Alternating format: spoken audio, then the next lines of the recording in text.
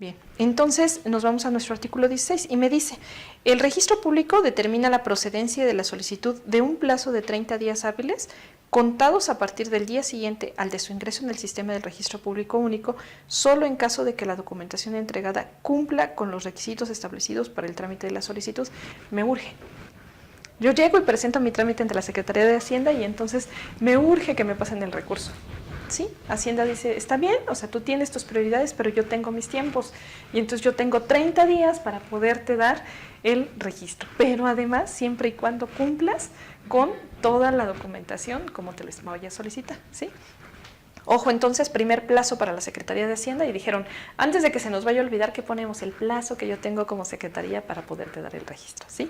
Segundo, si la documentación o información presentada no cumple con los requisitos establecidos en la ley, este reglamento y demás disposiciones aplicables o se detecten inconsistencias u omisiones, son dos cosas diferentes. Una es inconsistencia, decíamos, un famoso error, yo pedí 20 millones o 200 millones, ¿sí? Y resulta que llego ante la Secretaría de Hacienda, o sea, identifican en Secretaría de Finanzas que tengo hasta una capacidad crediticia de 250 o 300 millones de pesos. Entonces digo, pide los 300 entonces, ¿no? Es una inconsistencia. O sea, si yo venía sobre 200, aunque tenga mayor capacidad crediticia, tengo que seguir manteniendo mi petición inicial. ¿Por qué? Porque el Cabildo ya me lo autorizó, decíamos, ¿no? Lo primero que debió haber obtenido era una autorización de Cabildo. Entonces, ante Cabildo ya solicité N cantidad. Y se supone que mis proyectos están tasados en esa aproximación de recursos. Entonces, no debería de cambiar. Excepto, ¿por qué? Por tipos de cambio, ¿no? Por otras necesidades, porque pasa el tiempo y cada vez el proyecto me va a salir un poco más caro, ¿no? Se justifica así, pero entonces, ¿qué voy a tener que hacer? Acortar lo que sería el alcance. Pero bueno, eso ya lo vamos viendo en la práctica, pero en teoría, o sea, o de inicio, no deberíamos de cambiar lo que estoy solicitando con lo que efectivamente llevo en secuencia. Autorización de Cabildo, autorización de finanzas y solicitud de trámite ante Secretaría de Hacienda, ¿sí? Y me dice, bueno, si no va completo, tiene inconsistencias, en un plazo no mayor a 10 días hábiles, contados a partir del día siguiente al de su ingreso en el sistema de registro público único. ¿Qué va a hacer? La Secretaría de Hacienda me va a decir, tiene 10 días, o sea, llega hoy, presento mi documento, me sellan de recibido y a partir de mañana, ¿sí? Oficialmente la Secretaría de Hacienda tiene 10 días para decirme si tengo alguna inconsistencia o encuentro alguna falta de documentación dentro de lo que es la integración del expediente. Y entonces vuelve a solicitarme y vuelve a contar el plazo de los 30 días de la Secretaría de Hacienda para darme la respuesta. Dice, en dicha prevención se le señalará al solicitante las observaciones que debe subsanar respecto de los requisitos que incumpla, inconsistencias o en su caso omisiones detectadas. Y oh sorpresa, resulta que nos dicen que aquí es cuando pueden pasar hasta 6 meses. ¿Por qué? Porque es ese ir y venir, ¿no? No lo consideré importante y entonces lo único que hago es esa sustitución de persona, presento un poder, se me olvidó certificar un documento y tampoco lo adjunté certificado, etcétera, ¿no? O sea, pueden ser N inconsistencias. ¿De qué depende? De quién nos revise el expediente en la Secretaría de Hacienda y Crédito Público y obviamente del criterio que tenga, ¿sí? Tercera, el solicitante autorizado una vez que sea notificado de la prevención en los términos, a partir del siguiente a la emisión de la prevención, me brinqué, anterior tendrá un plazo de 10 días hábiles para responder a la misma, el cual se contará a partir del día hábil siguiente a aquel en que se realice la notificación respectiva.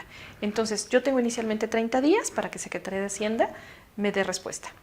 Luego tengo una excepción que es, si encuentro inconsistencias o me falta documentos, tengo 10 días, o sea, a partir de que ingresé mi documento, para que Secretaría de Hacienda me notifique. Y después de que me notifica, a partir del día siguiente, vuelven a correr otros 10 días. Entonces son 10 y 10, ya son 20 días, ¿sí? Por eso les decía que luego el plazo se va difiriendo. Una pregunta. Sí. Secretaría de Hacienda es un mundo. ¿Realmente a dónde te diriges? ¿A dónde, Liz? Pásale el micrófono, por favor. Gracias. Bueno, ahí lo vamos a ver más adelante, pero el mismo reglamento y su oficio circular nos dice que todo va dirigido al director general adjunto de deuda pública de entidades federativas, si no me recuerdo. Sí. Pero sí lo establece, que va dirigido todo ahí. Así es. Entonces, precisamente, al estarnos hablando de una Secretaría de Hacienda, tal vez no lo identificamos como tal, pero también tiene una unidad de deuda, ¿no? Es la titular. UCEF, que es la titular de la Unidad de Coordinación de Entidades Federativas. Así es, sí. Gracias. Bien, el solicitante autorizado dice, una vez que sea notificado, tendrá un plazo entonces de 10 días, ¿sí? Fracción cuarta, el plazo para que el registro único resuelva el trámite se suspende a partir del día siguiente a la emisión de la prevención y se reanudará a partir del día hábil inmediato siguiente, aquel en el que el solicitante, a través del registro, atienda la prevención. ¿Sí? Entonces, no es responsabilidad de la Secretaría de Hacienda el hecho de que un trámite no sea ágil y no salga pronto. ¿Por qué?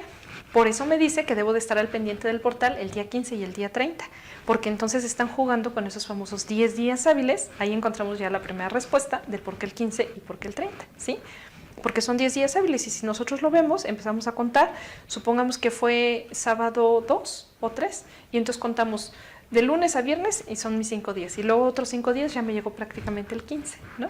Y así igual para llegar al 30, ¿sí? Pero aquí se deslinda de toda responsabilidad de retraso a la Secretaría de Hacienda y nos deja a nosotros la corresponsabilidad de estar monitoreando. Y fracción quinta, el registro público único revisará la respuesta a la prevención y en su caso los documentos presentados. Si la prevención está subsanada, se emite constancia en un plazo de 20 días hábiles contados a partir del día hábil siguiente, aquel en que se reciba la respuesta de prevención. Entonces los 30 días hábiles que me había dicho al principio se interrumpen por los primeros días en los cuales notifica.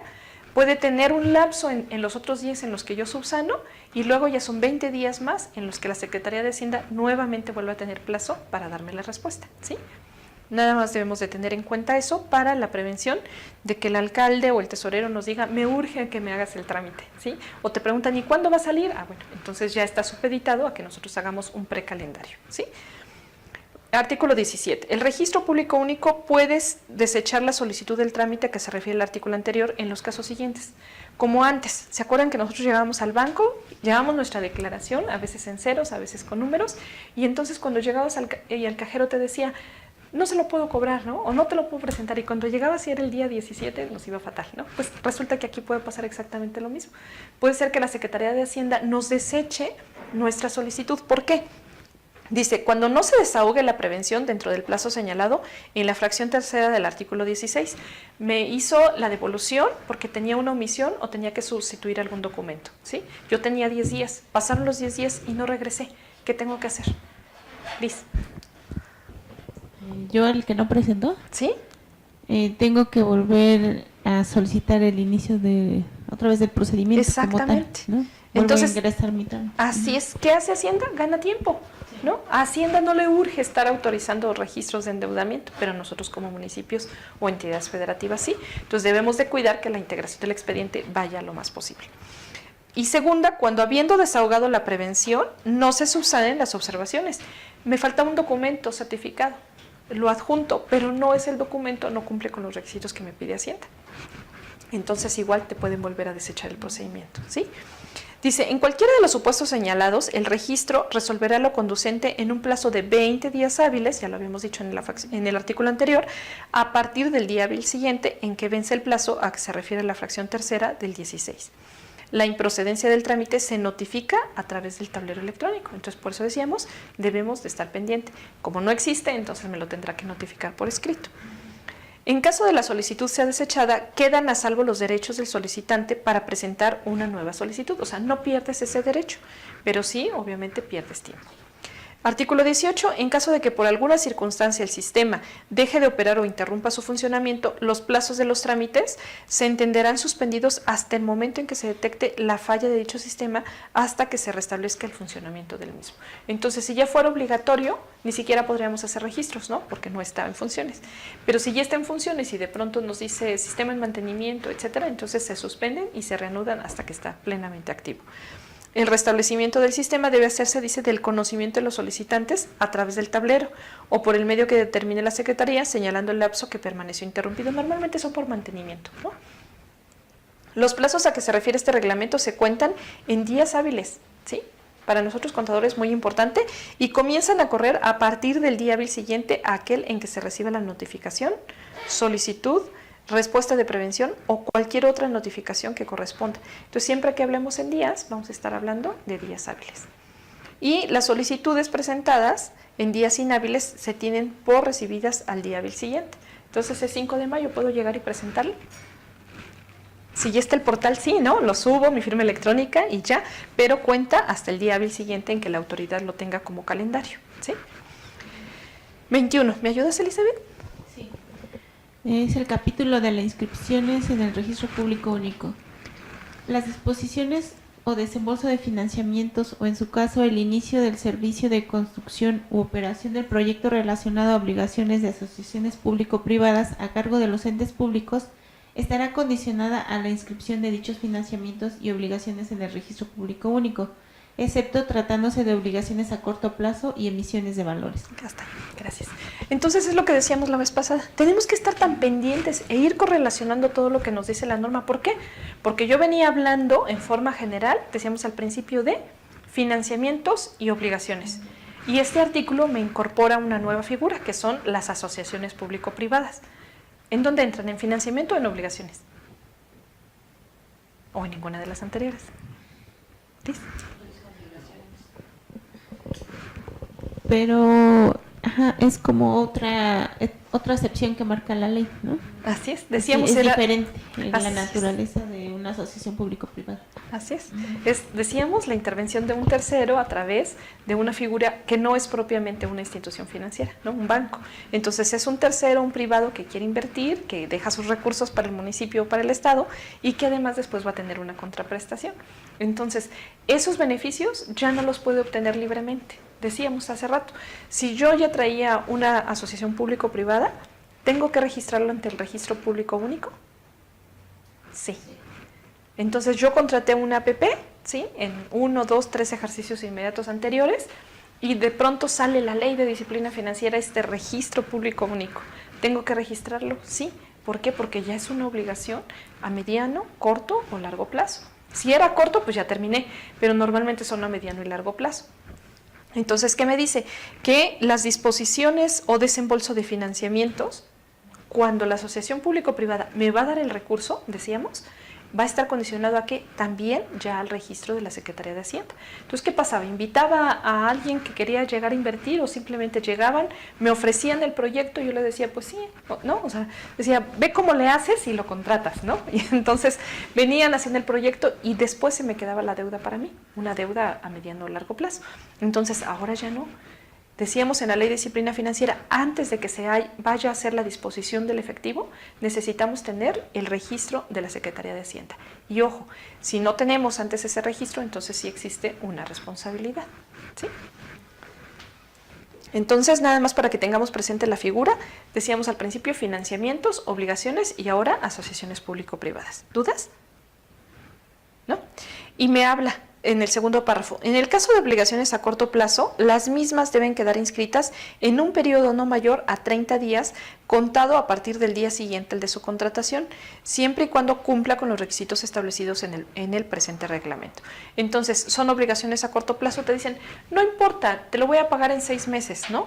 Resulta, llegan, me venden un producto, un servicio, y yo digo que lo voy a contratar y por lo menos esos 6 meses. Ya es una obligación, ya me implica un pago, una erogación, las famosas igualas mensuales, entonces tengo que hacer el registro de la contratación de una obligación. Y poníamos el ejemplo de las calificadoras. Cuando viene una calificadora y te hace todo el diagnóstico para identificar tu nivel o tu capacidad de endeudamiento, que eso es lo que hace, determinar tus finanzas sanas, también ya nos dice que las obligaciones son consideradas dentro de su fórmula para calificar el nivel de endeudamiento, ¿sí? Tratándose de obligaciones que se originen en la emisión de valores, esto es cuando nosotros queremos bursatilizar, el solicitante autorizado debe presentar la documentación a que se refiere el 38 del reglamento y el registro procede para inscribir el financiamiento. El ente, en un plazo de 10 días hábiles siguientes a dicha inscripción, acredita ante el registro la colocación o circulación de los valores, debiendo ingresar el sistema los documentos electrónicos a que se refiere la fracción segunda del 38, a efecto de perfeccionar la inscripción. Entonces, ¿qué hacíamos antes? Decíamos, voy a bursatilizar, ¿no? Y ya no pasaba nada. No, ahora sí. Ahora tenemos que avisar igual a la Secretaría de Hacienda y Crédito Público. ¿Por qué? Porque existe un nivel de riesgo.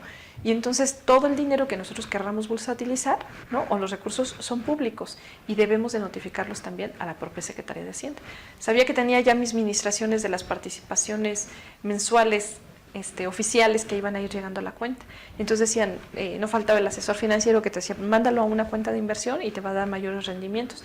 Pues ahora ya no podemos, ¿no? No tan, digamos que directamente a lo que es la bursatilización, tenemos que buscar otro esquema de financiamiento. En caso de no cumplir con la fracción segunda del 38, el plazo señalado, el registro procede a la cancelación de la inscripción, notificando dicha situación al solicitante a través también del tablero electrónico. Esta es una, digamos, como excepción a la operación normal, pero no lo está incorporando, por si acaso. Ahora sí, para acreditar que la aplicación y en general cualquier acto inscrito en el registro, emitirá una constancia a través del tablero electrónico, la cual incluirá al menos lo siguiente. Y me separa. Para el caso de financiamientos, contador, ¿me apoya, por favor? ¿Se alcanza? Sí. Para el caso de financiamientos, clave de inscripción y la fecha en que quedó inscrito. Ente público obligado y, en su caso, ente público que tenga como obligación solicitada o aval.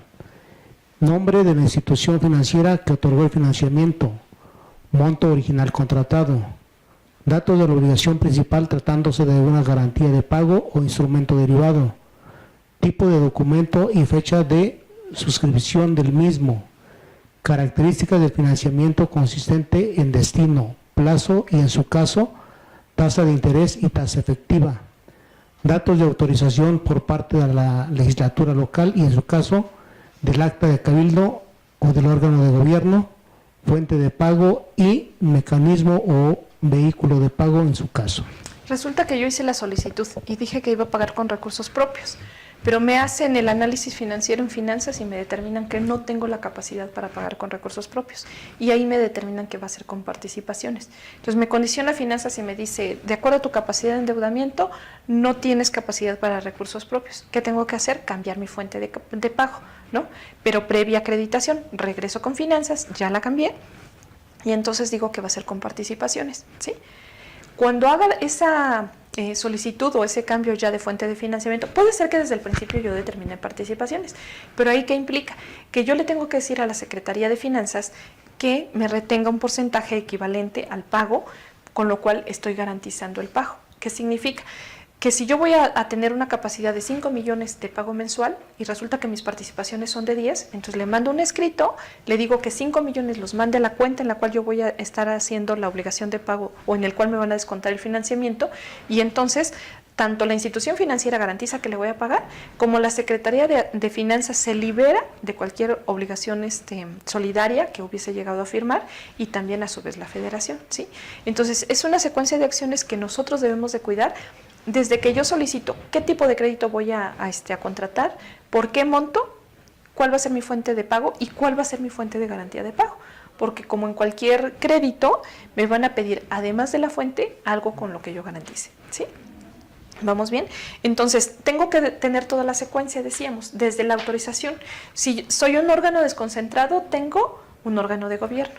Si soy un municipio, tengo mi cabildo municipal. Y si soy un estado, entonces tengo el Congreso, ¿sí? Si soy municipio, ¿también me autoriza el Congreso? Sí. ¿Sí? ¿No? Entonces, no podemos omitir un procedimiento del otro. Entonces, todos estos datos nosotros debemos de verificarlos, ya los tenemos presentes, y en la respuesta que nos dé Secretaría de Hacienda, verificas que traiga todos los incisos. Si nos llega a faltar alguno, que lo dudo, entonces el propio beneficiario tendrá que solicitarle a la Secretaría de Hacienda la sustitución del documento, pero dudo mucho que nos llegue a faltar. Para el caso de obligaciones, dice relacionadas con asociaciones público-privadas, y aquí nos da igual toda la relación de los requisitos que debe de traer ya la aceptación del registro único. Y para otro tipo de obligaciones dice no comprendidas en las fracciones anteriores, es decir, financiamiento y asociaciones público-privadas. Entonces, si no es ni financiamiento ni APP, entonces debería de traer todos estos requisitos, ¿sí? Los obviamos para avanzar. Y dice el 23, para acreditar que la inscripción del financiamiento fue modificada en el registro público único, emite una constancia a través del tablero electrónico, la cual incluirá al menos lo siguiente. Entonces, 3 supuestos: inscripción, modificación y cancelación. Inscripción ya vimos los dos, financiamiento y APP u otros. otras obligaciones. Y ahora vamos a la modificación. Y poníamos los dos supuestos de modificación. Primero, porque haya hecho una reestructura, y segundo, porque haga un refinanciamiento. No es lo mismo, lo veíamos la vez pasada. Entonces, si yo tengo cualquiera de esos supuestos, también tengo que solicitar la actualización en el Registro Público Único. Y me va a dar precisamente un documento que va a cumplir con todas estas características, ¿sí? También los obviamos, pero si después quieren que nos regresemos, nos da igual las APPs y luego el otro tipo de obligaciones, ¿sí? 24. Para acreditar que la inscripción del financiamiento y en general cualquier tipo de obligación fue cancelada, tercer supuesto, también me da cuáles son los requisitos que me va a contener el documento que me mande la Secretaría de Hacienda y Crédito Público. Normalmente van a ser los mismos, ¿no? El nombre del ente, el RFC, a quien viene dirigido y el tipo de trámite que yo haya querido realizar, ¿no? Título tercero. Requisitos de inscripción, modificación y cancelación en el Registro Público Único. Capítulo primero, las disposiciones generales, y la sección primera, la contratación de la deuda pública y las obligaciones. No se vaya, contador, se va a perder lo interesante, es cierto. Bien, entonces nos dice, para la solicitud de inscripción, conforme los formatos en los que se manifieste bajo protesta de decir verdad, que es lo primero que tenemos que hacer constar, tenemos que decir, primero, que se trata de financiamientos pagaderos en México, en moneda nacional, contraídos con las instituciones financieras que operen en territorio nacional, o con personas físicas o morales de nacionalidad mexicana a través de emisiones bursátiles. ¿Por qué? Para proteger el mercado nacional, ¿sí? Porque lo primero que nosotros tenemos que hacer es identificar si tenemos o no esa capacidad de contratar el endeudamiento. Pero segundo, ¿quién nos va a dar el endeudamiento? Es que ya los veo cansados, son las 11, ¿verdad? Ah, bueno, 11:30, me avisan, por favor, para que hagamos un receso. Tengo, sí, gracias. Entonces, lo que nosotros tenemos que hacer es verificar qué parte del financiamiento vamos a contratar, bueno, qué tipo de financiamiento y sobre todo hacia dónde va a estar orientado. Entonces, ¿a quién se lo voy a pedir? Principalmente, decía, a instituciones financieras que operen en todo el mercado. Y digo, ¿por qué principalmente? Porque puedo tener un privado que sea asociación pública-privada, ¿sí? Segundo, debo de solicitarlo en pesos. Tanto la entrega como los pagos deben de estar garantizados en moneda nacional. ¿Por qué? Por el tipo de cambio. Entonces estoy protegiendo de cierta forma la economía del ente público, ¿sí? Bueno, B. Tratándose de financiamientos que se hagan constar en títulos de crédito, la limitación en el texto de los mismos de que solo podrán ser negociados dentro del territorio nacional con las instituciones financieras que operen en territorio nacional o con personas físicas o morales de nacionalidad mexicana. Yo creo que son los menos, ¿no? Yo creo que normalmente vas a pedir un crédito, que te lo depositen, que sea tácito, ¿no? O sea, que lo puedas disponer y difícilmente a través de un documento que puedas negociar. ¿Dudas? ¿No? Inciso C, que la legislatura local, que es lo que decíamos, nos autorizó conforme al artículo 23 para contratar el financiamiento, dice, así como en su caso la afectación de participaciones, aportaciones federales o ingresos locales, y además en el caso de municipios, entidades paraestatales y paramunicipales y otros entes públicos que se cuenta con las autorizaciones del cabildo o de sus órganos de gobierno para autorizar la contratación según corresponda. Entonces, 3 separaciones, ¿sí? Si soy municipio como tal, o sea, el cabildo, la presidencia municipal, bueno, más bien la presidencia municipal, la autorización es del cabildo conjuntamente con la legislatura local. Si soy un organismo público descentralizado, mi junta de gobierno y el Congreso. Entonces, ya no puedo contratar endeudamiento como ente individualizado. Ya tiene que estar enterado el Congreso. ¿Por qué? Porque precisamente va a ser muy complicado, muy difícil que lo puedas garantizar con tus recursos propios. Normalmente lo vas a garantizar con participaciones, ¿sí? Aquí me marcan las aportaciones son más para el Estado, más complicado, un poco más complicado para los municipios, ¿sí? El monto contratado que tenga como fuente de pago ingresos de libre disposición está comprendido dentro del techo de financiamiento neto de conformidad con la información emitida por el sistema de alertas. Ya me manda a lo que va a ser primero mi sistema de alertas, segundo, regresarme a la ley para ver qué me dice del sistema de alertas y tercero, irme al reglamento del sistema de alertas para ver qué me está marcando para tener identificado si tengo o no al final la capacidad de endeudamiento. Aquí no me dice nada del balance general presupuestario, ¿no? Pero indiscutiblemente es una herramienta que nosotros vamos a tener. Y dos, la capacidad de financiamiento o de endeudamiento neto, ¿sí? Entonces, tengo que identificar, ¿sí?, qué monto voy a contratar y qué fuente de pago le estoy dando. Y ojo, aquí me dice de libre disposición. ¿Qué significa?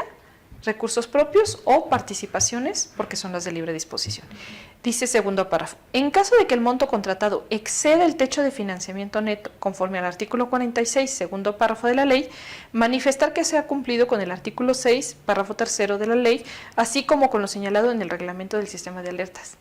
Y es lo que nos encanta a los contadores, ¿verdad? Correlacionar, porque entonces nos tenemos que regresar a qué me dice el artículo 46, a qué me dice el artículo 6 y entonces irme al sistema de alertas. ¿Qué tengo que hacer? Tengo un financiamiento neto, tengo una capacidad de pago.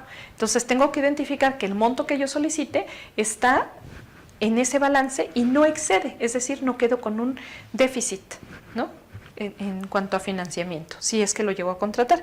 En caso de que el ente público se ubique en el endeudamiento elevado, que es el peor nivel que yo tengo dentro de lo que es mi sistema de alertas, conforme a la evaluación inicial del sistema de alertas, manifestar que cuenta con el convenio a que se refieren los artículos 34 y 47 de la ley, que establece un techo de financiamiento neto distinto al señalado en el artículo 46. Ya nos decía Elizabeth, entonces tengo que hacer un convenio con la Federación, a través del cual yo sea solidariamente responsable y me obligue a dar cumplimiento al pago que estoy contratando. Siguiente, el financiamiento se contrató en las mejores condiciones de mercado de conformidad con la ley, este reglamento y demás disposiciones jurídicas aplicables. Contador, ¿cómo sé si el financiamiento se contrata bajo el mejor costo? Les digo que es la parte que más me gusta porque tenemos que ir tan precisos en todo lo que nos va diciendo la norma que debemos de llevar un seguimiento en la interpretación y sobre todo en la correlación normativa.